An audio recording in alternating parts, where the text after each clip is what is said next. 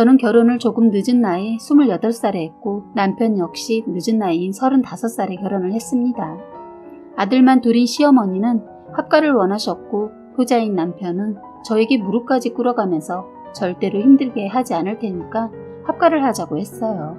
저도 많은 생각을 하고 주변 사람들 말도 들으면서 끝까지 안 하려고 하다 저도 일을 하고 남편 역시 야근이 많은 직장이라 저의 결정은 합가였습니다.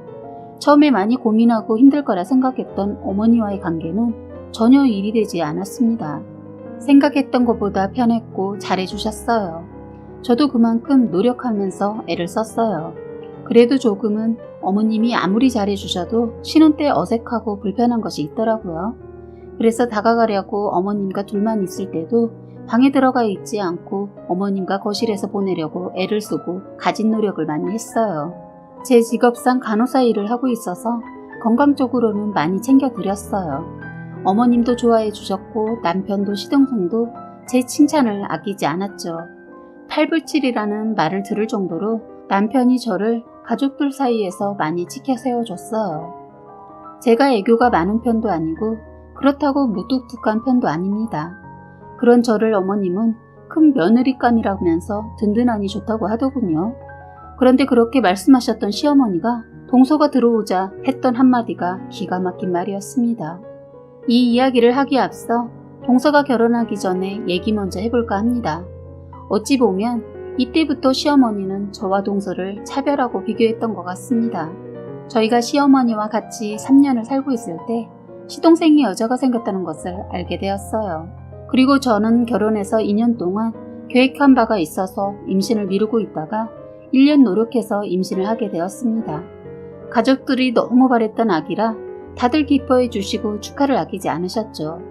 저는 모두의 기쁨을 온몸으로 느끼며 하루하루 태교에 전념하면서 일도 다녔습니다. 어머님도 집에서 놀면 뭐하냐고 하면서 일하는 거에 반대하지 않으시고 오히려 적극적으로 찬성을 해주셨어요. 그런데 남편은 일하는 것을 말리더군요. 남편 말이 노산이라 걱정된다고 했는데 사실 노산도 아닌데 남편은 무조건 30이 넘어서 임신하면 노산이라고 하는 겁니다. 제가 오히려 그런 쪽은 늘 보고 느낀 바가 있어서 더 잘 알고 있는데도 남편은 늘 불안해서 출근시켜주고 퇴근시켜주고 했어요. 원래 야근이 많은 직업이라 야근 때를 제외하고는 늘 그랬어요. 실은 제가 개인 병원에 산부인과 간호사 일을 하고 있거든요. 누구보다 잘 알지 않겠습니까? 그런데도 이론과 실전은 다르다면서 유난을 떨더군요. 이렇게 저만 바라보는 남편 앞에서 그만 시어머니가 실수를 한 겁니다. 제가 임신하고 안정기에 거의 들어서려 할 때 시동생이 여자친구를 집으로 소개를 하려고 데려왔습니다. 저와 남편은 전혀 그 소식을 못 들은 상태였고 남편은 그날 야근이어서 늦게 오고 저만 퇴근을 해서 집에 들어서는데 명품 같은 신발이 2켤레나 있더군요. 하나는 젊은 여자 것 같고 하나는 나이 드신 분의 신발 같았습니다. 어머님은 명품이 있지 않으셔서 손님이 오신 줄만 알았습니다. 누가 오셨나 보다 하고 어머님께 인사를 드리러 가는 도중 방문이 열리고 시동생이 나오더군요. 손님 오셨어요? 형수님, 제가 깜빡하고 말씀을 못 드렸어요. 여자친구 엄마한테 소개해주려고 왔어요. 그런데 못 보던 신발이 2켤레나 있던데. 아, 지민이가 엄마 거 사와서 아까 신어보느라 나와 있는 거예요. 순간 저는 기분이 이상했어요. 이런 게 자격지심인지는 모르겠지만 그렇더군요. 어떻게 첫인사를 명품을 사들고 올 수 있는지 집안이 잘 살거나 능력이 있는 여자인가 보다 생각했습니다. 열린 방문 사이로 살짝 보인 예비 동서는 누가 봐도 정말 화려했어요. 온몸을 명품으로 휘감았더라고요. 제가 명품은 없어도 병원 직원이 워낙 명품에 관심이 많아서 이것저것 보는 걸 어깨너머로 봐와서 딱 봐도 알겠더군요. 문을 더 열어서 인사를 하려고 하는데 시어머니가 저를 예비동서한테 소개도 하기 전에 이제 오니? 어서 저녁 준비부터 해라 하는 겁니다. 어머님이 원래는 제가 퇴근하면 반갑게 맞아주시고 밥상 차린 다음에 저를 부르시고 있는데 180도 변하셔서 하신 행동은 저를 놀라게 했어요. 그 여자는 손서래를 치면서 밥은 다음에 먹자고 하고 가겠다고 하더군요. 얼떨결에 저는 인사도 제대로 못한 상황에서 예비동서가 갔어요. 그러자 시어머니 그 선물 받은 명품 신발을 보더니 내가 내 생전에 이런 걸 신어보겠네? 이거 아까워서 어떻게 신는다니? 역시 얘가 의사다고 하더니 센스가 넘치네 하는 겁니다. 그때 동서가 의사라는 것을 알았네요. 시어머니는 그때부터 저와 동서를 비교하기 시작했어요. 그날 저녁 남편이 왔고 남편 앞에서 그만 시어머니가 실수한 것은 큰아들, 아까 다저녁에 태호 결혼할 여자애 데려왔다. 아 그래요? 밥 먹고 갔어요? 그러니까 큰애한테 밥 좀 서둘러 하라니까. 성격이 굼떠서 밥도 못 먹고 갔다. 남편이 그걸 물었던 것은 제가 힘들었을까봐 걱정이 되어서 물어본 거였는데 시어머니 순간 그동안 말하고 싶었던 속마음이었는지는 모르겠지만 말을 그렇게 하셨어요. 저도 방에서 있다가 남편이 하도 방에 오지 않아서 어머님 방에 가보려고 하는데 문이 열린 틈으로 그만 그 말을 들어버렸어요. 저는 제가 그동안 어머님을 잘못 알았다는 것에 화가 났고 남편 역시 효자여도 임신한 아내를 그런 식으로 말하는 것은 용서가 안 됐는지 어머니 무슨 말을 그렇게 해요. 굼뜨긴 누가 굼떠요. 누나 얼마나 부지런하고 빠릿빠릿한데요. 성격이 차분해서 그렇게 느꼈을 수도 있지만 그런 애 아니라는 거 아시면서 왜 그러세요? 그 여자가 어머니한테 이상한 약 먹였어요? 남편도 화가 났는지 필터를 가르지 않은 말로 어머니에게 하더군요. 시어머니도 아차했는지 알았어. 순간 내가 어떻게 됐나 보다. 가서 살아. 자기 말만 하고 아들을 등 떠밀어 내보내더군요. 얼른 자리를 피하려고 서둘러 방으로 들어가려고 하는데 그때 남편이 제 눈과 마주치면서 저도 들었다는 것을 알고는 시어머니한테 어머니 이런 식으로 두 번 다시 말씀하시면 저도 다른 생각이 있어요.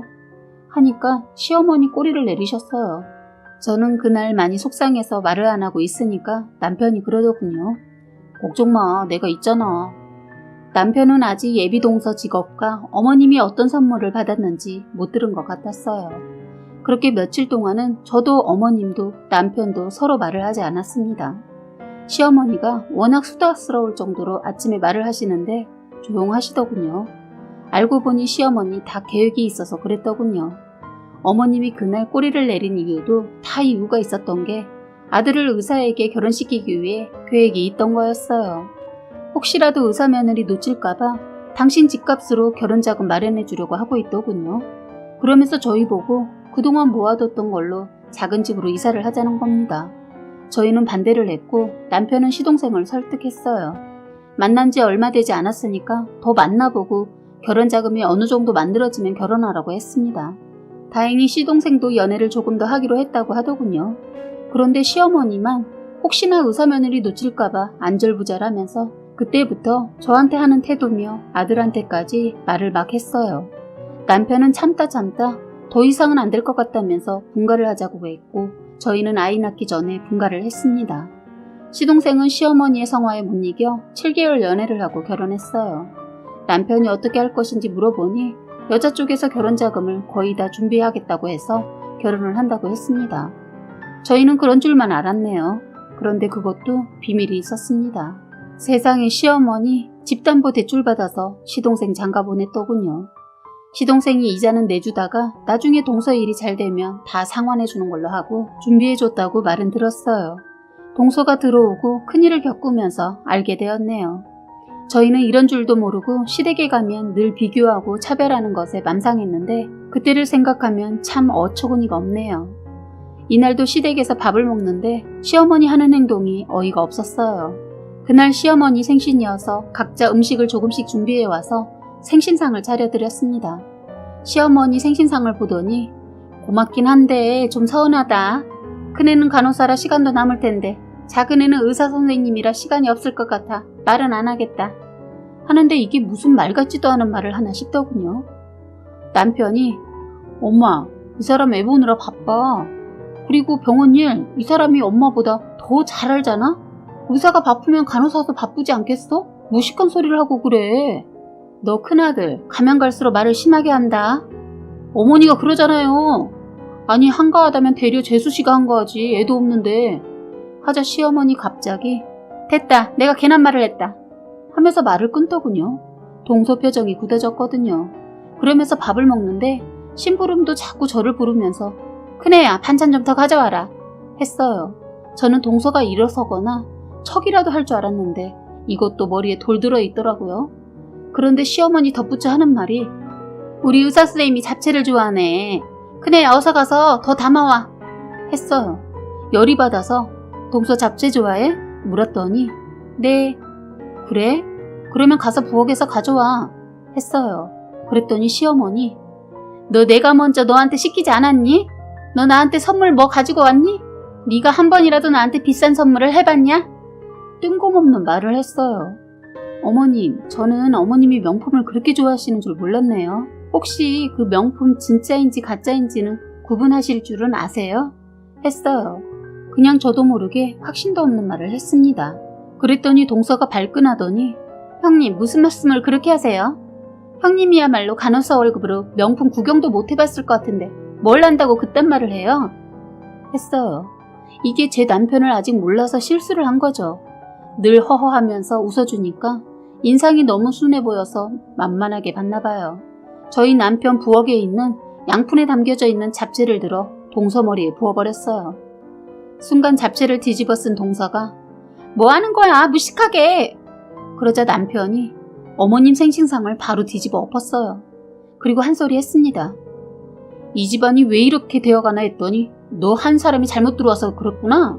의사만 환자한테 대접받어. 어디서 꼴값지도 않은 것이 시댁에 와서 대접받으려고 해. 너 우리가 만만해? 하면서 소리를 질렀습니다. 남편은 저한테 방에서 자고 있는 애를 먼저 데리고 나가라고 하고 시어머니한테 말하더군요. 잘난 의사 며느리한테 앞으로 효도 많이 받으면서 사세요. 얼마나 갈지 모르겠지만요. 남동생은 자기 형 한번 화나면 무섭다는 거 알아서 이러지도 저러지도 못하고 멀뚱히 서 있었어요. 남편이 나오자마자 시어머니 통곡을 하더군요.